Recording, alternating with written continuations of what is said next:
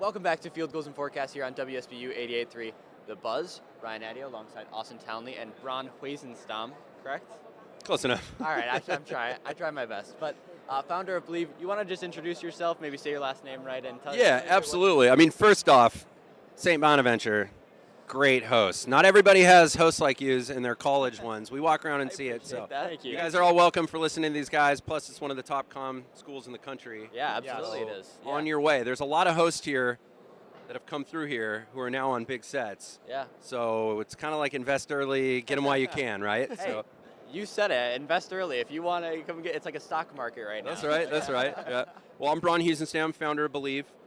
We maximize podcasts and YouTube. So we have over 500 shows that go through us, and we just want to really provide a service for the host that says there is no better partner in trying to achieve your dreams through this entire space. Yeah. Like increased distribution, better content, and make more money doing it, and that's what we do. It's amazing. So when you started this up, you know, obviously a massive sports fan. What is your obsession within sports? Is it the story? Is it the statistics? Because I know you post stats on your Twitter every now and then. What is your obsession within the sports? Man, I love sports. I played every sport, every bar sport from foosball to ping pong. Like, I like my chances. Like, sports are just so fun, and the older I get, the more I like the off-the-field stuff. Yes. And how it came to be and why you're seeing the execution was actually something that happened 6 months ago that they either implemented or brought in that athlete. I mean, I just love it. I'm like, I will tell you every player for every team across all of it, and then I can't remember like what somebody said 3 minutes ago. So, you know, it's like that's just the way my brain is wired. But I just think for like humanity, it's just the best. It's teamwork, it's camaraderie, it's winning, it's losing. You know, it's the best times, it's peak performance, it's dedication. Like, I just love that aspect of it. And so for me, I had so many friends in my own background as an athlete.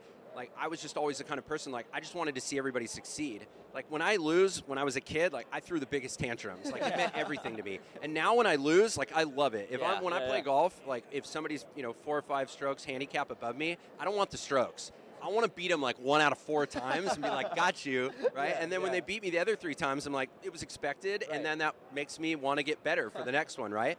And so for the hosts, it was that same kind of implementation where I just wanted to see them just maximize what they were trying to do. And I know I'm going to say that word maximize a lot, but that's really what it is. Like, if you're going to get on this mic right now, you want it to go to as many people as possible. Absolutely. You want it to be as good as it could possibly be, and you want to make as much as you possibly can for it. So what are those steps to getting to that? A lot of it is in pre-production, a lot of it is how you do it then, and a lot of it is in post. And so it's very hard to break through in the noise here with all of these incredible people and talent. So there are some steps that companies like us really help with, especially with the distribution and then the ad sales, because you're not going to get on and talk to, the ad agency, right? It's impossible. You need gatekeepers to get there, and we do a lot of that. And then I just love it because it's that same thing. It's like you see that athlete on the field want to succeed, like I want to see him succeed off the field as well. It's funny that you mentioned, like, you can name every athlete, but I can't remember what I had for breakfast this morning. Like, my girlfriend hates me for that. She's, There's a lot of memes that help guys like us now that you're like, look, it's not just me. It's not just me, but I'm glad I can reside in that. But can you just talk to me a bit about how you started Bleav a bit, like how it got its footing a bit? Yeah, absolutely. Ryan Leaf and I were sitting in a Sweet Greens on Sunset Boulevard, and we were talking about podcasts, and this is 7 years ago. We were just talking about it 5 minutes ago. He's walking around. You see a massive quarterback walk by in the background. It's like, dude, this thing's coming. This is Twitter. This is Instagram. Yeah. More so, when you look at it from a macro business perspective, it's really going direct to consumer, which a lot of other industries have done, right? Through Instagram when it started being clothing, and you could skip Nordstrom's straight and let them buy it through there. It was the same thing. You didn't have to get hired in North Texas to cover high school sports and then try to move up to another market, right? You could just say, I'm going to go on right now. No one can ever tell me to shut up. I want to own my YouTube. I want to own my podcast, and I will get immediate feedback, which you can't get on radio or TV. Right. This is getting likes. I'll do more of that. This is not getting likes. Never doing that again. Somebody told me I suck. Great. At least you listened, right? And you could kind of build it up from there. So we conceptualized, and then the thing from us I'm an entrepreneur major from USC, was, do you know how people went to USC? They can't wait to tell you that they went to USC. That's how you know.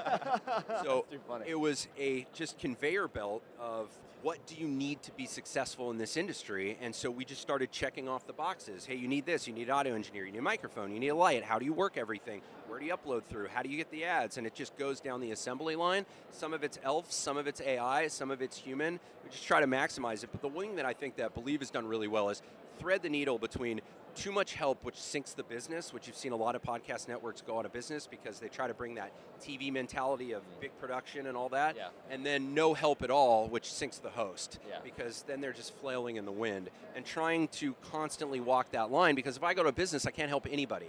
And that means it's not for everybody. Everybody wants a billboard on Sunset and an advertisement in that, but it's got to work in the parameters of a successful business model, and that's where I think we've really nailed. Yeah, growing your business and, when that was first starting, I'm sure it wasn't the easiest thing in the world. Hard. You have a story of one night where it's countless hours, nothing's working, you're trying to brainstorm on ideas to get, your content out there. Sure. Do you have one story that really stuck out to you, one moment, that you're like, man, I'm glad that we just stuck with it and look where we are now? Yeah, absolutely. I think for us, if I would have known how hard it was to sell ads, there's no way I start the business in the first place. I mean, selling ads is hard because you're competing against everything. Right. They don't have to buy you, right? So there's a lot that goes into that. I looked at it from a few different positions. We tried internal studios and that, not still low production, but where people would come in, and we really just looked at the future and said, this is changing every day. And we need to start thinking about 5 years from now and not what's working today. And once we made that decision to go where we thought the industry was going, we're up to 40 million views and downloads per month now. Said we work with 500 shows, about 800 hosts. Like, it worked, and we chose the right direction. And I'm glad we did, because entrepreneurship is a grind. And, entrepreneurs in entrepreneur school, they always say, like, do what no one will so you live like no one can, right? That's like the entrepreneur model, because it's hard. It's hard, and it's a giant gamble. You really put it all out there, and like any business, you lose money, you make money, you lose money. You try to make more than you lose at the end of the day, right? And we've been able to do that as well. And like I said, we've really, I think, found our footing. But I mean, it's very humbling to walk around here, because you have billion and billion dollar industry right next to each other, and we're essentially all doing the same thing. Yeah. So you have a podcast for pretty much every NFL team, if not every NFL team. All sports. Oh, well, at least NFL-wide, all sports even. How do you reach every single audience, and what are the problems with that? Sure. Well, it's a scale game, and it becomes turnkey. So if you're an advertiser, right, and you want to come to us and you want to pump up the biggest St. Bonnie's show, and we want to advertise all across Bleav, I can turnkey you a host in every city by, say, 400, that'll be ready to go Monday to promote you. If you want a national show, you can go to Colin Cowherd. And we have national shows too, but it's just different models. Now, it takes a long time to build up that network, but we were able to do it through the grind of building it up, keeping them.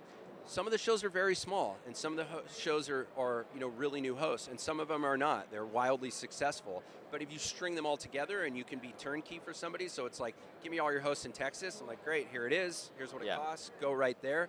Then the host wins because they're getting that advertisement, and the client wins because they want to push their product to those people in that community. So if you can build it, it'll work. The problem is networks are very hard to build.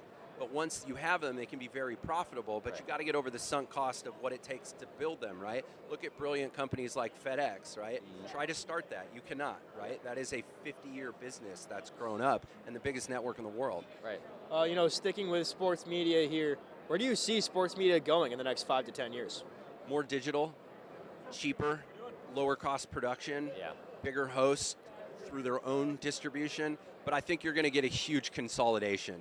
Because at the end of the day, there's economies of scale in all business models, and it does not make sense to have 100 individuals flailing. Because then you start talking about accounting, HR, ad sales.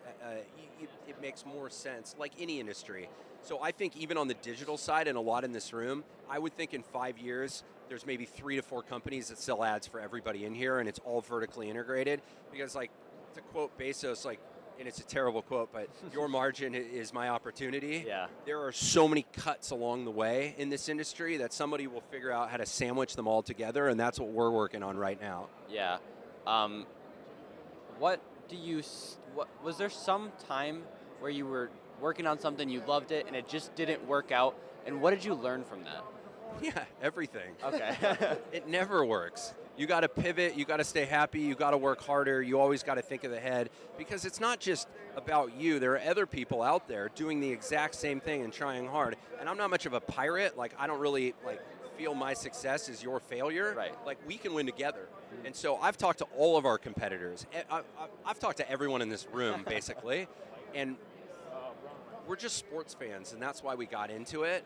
And we can all win together. It actually helps the advertiser to have more people in one city, because they don't want to do 72 deals. Right. They just want to get their product in front of good people in Pittsburgh through sports, and it would be a lot better for them if they could write one check instead of 17 in that market. Right. And so if you can all conglomerate and be together and drive those numbers up, it actually ends up better in the end.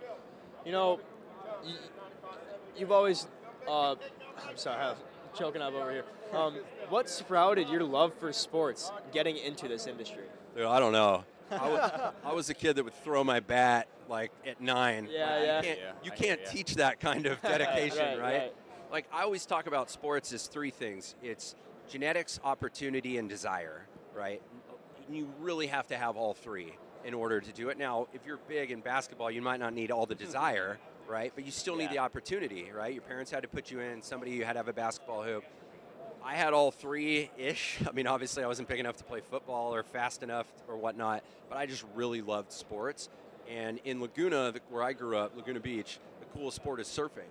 And so it's a hill to the beach, and that's what I wanted to do. And there was a couple guys that were about 5 and 10 years ahead of me that were world-class professional surfers, and I was like, I want to be them.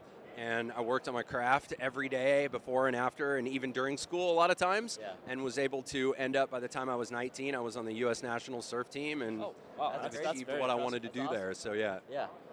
Why do you think people trust the insider voices at Bleav over, I don't know, let's say a national guy at Bleacher Report or ESPN or something like that? Yeah, that's a great thing. I would always think if Jason Campbell is talking to Auburn versus any of the top people, it might not be better, but you trust and you like that. So my pitch to advertisers is I'll give you that in every city versus one national voice that's got to do national. Plus we can do individual reads. Yeah. So you can be like, hey, Auburn community, this store is located here, or this brand is sold at this store, and then that's changed in all these different markets. So I would always think from a brand perspective, it's better to have 800 people talking about you than one. Yeah. Okay, so we actually have breaking news. Anthony Davis was just traded to the Washington Wizards. What do you think about that? Is that real? That is real. Did someone hack Shams again? I'm sorry. Per Adam Schefter, the Dallas Mavericks are trading 10-time NBA All-Star Anthony Davis with Jaden Hardy and D'Angelo Russell to the Washington Wizards for Chris Middleton, A.J. Johnson, and Malachi Brahim and Marvin Bagley. Wizards have got something brewing there. Yeah. I don't know what it is. Washington. They're going to have a little inside-outside with point guard they just traded for a trade. Yeah, so. wow. Yeah, Wow. well, that's the industry. I mean, Yeah. Wow. You got to happen news. But I've got a couple more questions. Sure. Um, That could be a good matchup if AD stays on there, because he needs somebody behind. Trey needs somebody behind him that can help him defend. And so now they got at least a squad. And if I was a ticket buyer, I would be excited now. The problem with AD is just, and to no fault of his own, he's just always Made hurt. of glass, almost. I agree. When he was a Lakers, when we traded for Doncic, my wife was like, Lakers just traded Anthony Davis for it. And I'm like, wait, what? No way. Well, because it happened at like 11:30 at night. Yeah. We were all at loves school. that she broke it to me. Yeah. we were all at school, and we were like, dang. Did not. If only believe Woj got to tweet this out, and he's down the street from us, living couldn't above believe the that. Burton. I'm sure he was like itching his skin, just ready. He was like, I wish I could have broke it, but Yeah. I always think for those guys too, they must just be like, oh. yeah, I know. Yeah, I mean, I'm a massive No NBA guy, typos. so I'm kind of freaking out right now.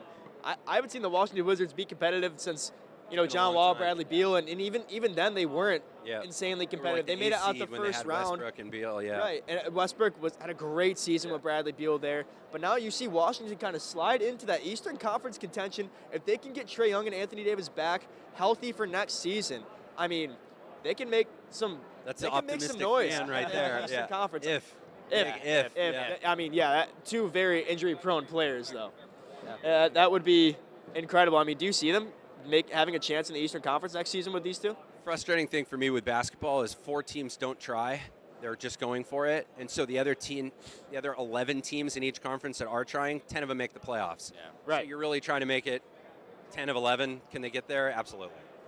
Yeah. I didn't mean for this to turn into an NBA podcast, but it is. That's all right. When news breaks, yeah, right. St. Bonaventure is on it. St. Bonaventure, we're right on it. Yeah. WSBU, absolutely. I've been sitting here, NBA trade deadline coming up. I'm sitting here on Twitter, refreshing every few minutes. He just came up and whispered in my ear that breaking news. So Yeah, that's great. I'm glad we could talk about it with you on the show. Wait, I got a question for you guys. Okay. Is Ithaca like your guys' like content com rivals? No, we love them. Honestly, we Oh, you love, do? we love them We over were there. They're talking to super them. Yeah, nice. yeah. You don't Yeah. like send We them absolutely 8-day-old donuts as like a gift or anything like that while you guys are here? There's no, no we've been hazing? talking. Yeah. We've been hanging Right. out. The No, we first love day them. when we came and set up, or they came over to us, was talking to us, showing them all their setup, what the equipment they have, and really, really genuine people. Yeah, they're very nice cool. over there. Yeah. Love. No, We've got Jake Osmond who went through there, who hosts for us as well that's now. awesome. Yeah, That's awesome. in theory, rival, but no, we love those guys. Got it. But one final thing. Yep. Super Bowl's coming up. Who you got? What's your final score prediction? Man, I'd love for Abel. He's a great dude. Sam Darnold went to USC. First USC quarterback, 26 drafted. He's the first one to Yeah. ever make the Super Bowl, which is kind of incredible. I think the Hawks are a better team, but I could see it going either way. I know they're favored by 4. I'm sure you're getting a lot of people that are saying that. Yeah. I think if it's close, you could kind of lean towards the Patriots, but Oh. there's a strong chance the Hawks blow them out. Okay. Do you have a hot take you want to give? No, I'm not your Hawks take. But I'm a most people, fun-loving entrepreneur who tries to help everybody here. There's a lot of hot take people here. most people have said Seahawks. That's all right. Yeah. But I appreciate you being on, taking the time to stop by WSBU. But that will do Absolutely. it here. Thanks again, and we will see you all in the next segment. You're watching Field Goals Forecast right here on WSBU 88.3 The Buzz.